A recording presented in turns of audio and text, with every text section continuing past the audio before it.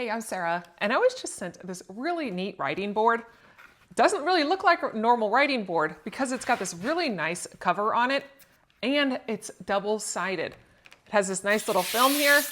You peel it right off. It has a little holder right here for your markers, and it does include 3 separate markers that have the little eraser nibs on them.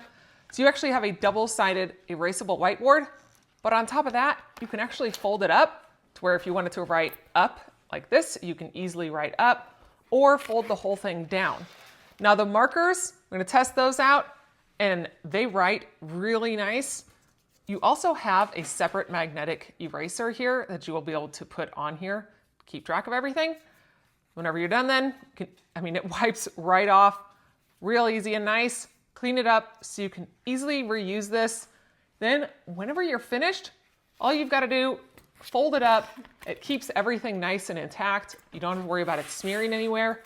A nice, almost like notebook size. It's a 17.5 by about 11.8 inches.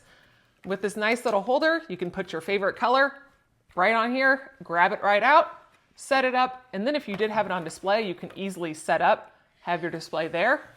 When you're finished, put it in this nice mesh carrying case that everything comes in, zips it all up, makes it great for travel.